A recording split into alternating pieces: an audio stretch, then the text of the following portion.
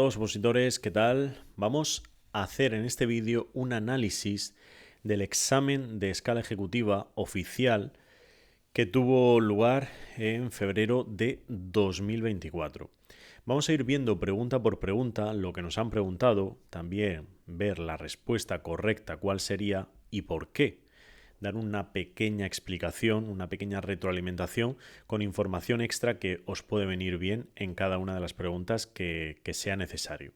Así que vamos a ir viendo todas las preguntas y recomiendo que pues veas todos los vídeos para poder recibir toda esa información. Vamos a empezar por la primera, que nos dice así. Dice, un extranjero de origen filipino mayor de edad y que reside en España desde hace 6 años de forma legal, continuada e inmediatamente anterior a la petición, que solicita la nacionalidad española e iniciado el procedimiento y recibida la notificación de las autoridades, ¿qué plazo tiene como máximo para comparecer ante el funcionario competente y cumplir con los requisitos exigidos para que no caduque el procedimiento? Mirad, en este tipo de preguntas, para empezar, siempre en lo que se refiere a términos de plazos, tenemos que intentar ver lo que se suele repetir, ¿no? Sobre todo de cara a poder descartar alguna opción.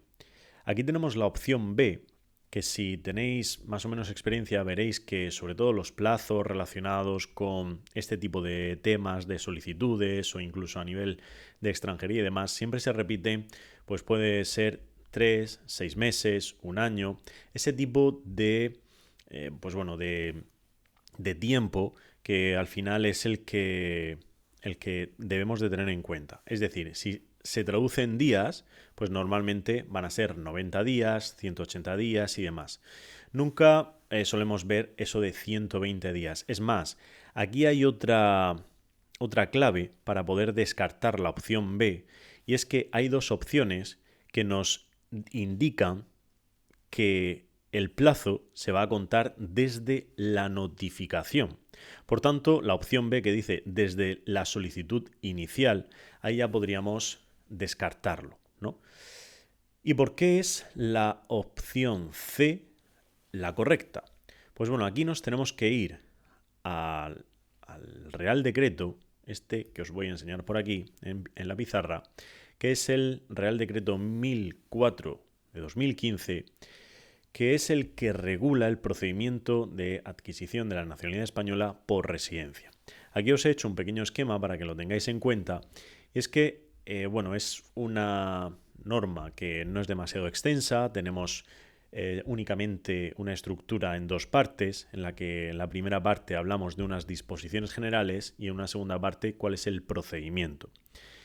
En la primera parte hablamos de objeto, competencia, ámbito subjetivo y la naturaleza electrónica del procedimiento, que eso es un aspecto que nos pueden preguntar y que puede ser una pregunta de examen pues también relacionada con esta normativa, y es que nos dice que la tramitación de todo este procedimiento tendrá carácter electrónico en todas sus fases, ¿de acuerdo? Y eso hay que tenerlo en cuenta porque luego, por ejemplo, cuando veamos en el capítulo 2 cómo se desarrolla el procedimiento, nos va a decir, aquí lo veis, ¿no?, en el inicio, que tiene carácter electrónico, aunque se puede solicitar antes de una determinada fecha de otra forma, ¿vale? Presentándolo ante el registro civil de forma, como si dijéramos, presencial. Pero eso es lo principal que debemos de tener en cuenta. Ahora, en cuanto al procedimiento, vemos que tenemos como 4 partes, que esto es básicamente las partes en las que se subdivide el capítulo, es decir, las secciones.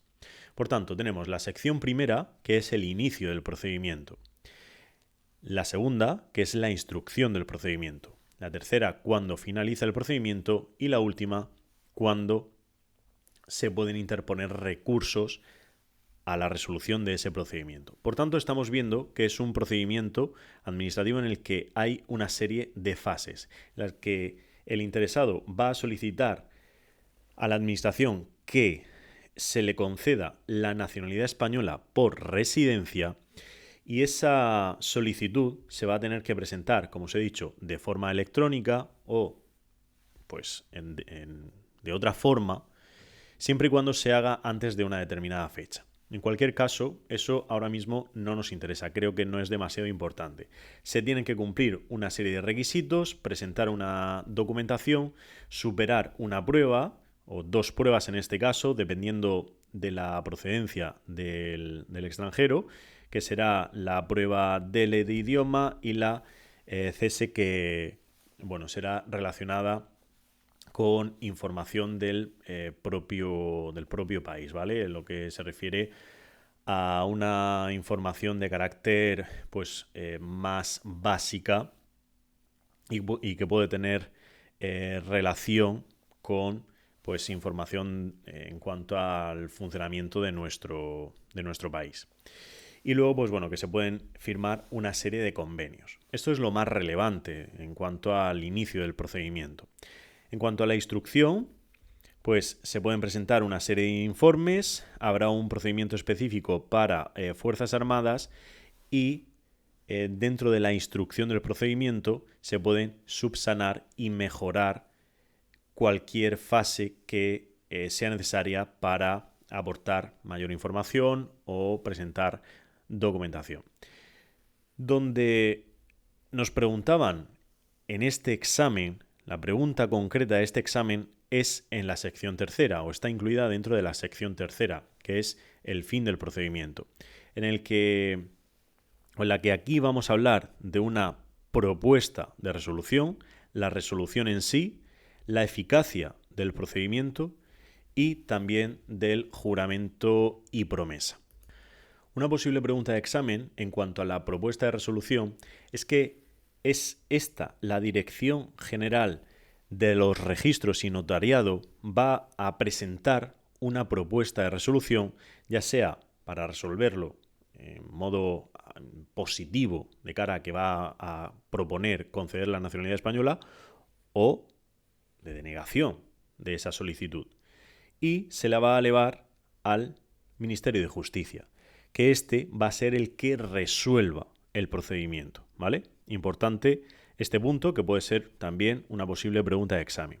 Ahora, en cuanto a la eficacia, para empezar, debemos de tener en cuenta que el procedimiento tiene que ser resuelto y notificado, este plazo que vemos aquí abajo, en el plazo de 1 año desde que la solicitud haya tenido entrada en la Dirección General de los Registros y Notariado, ¿vale? Es decir, desde que entró en el inicio, básicamente, del procedimiento.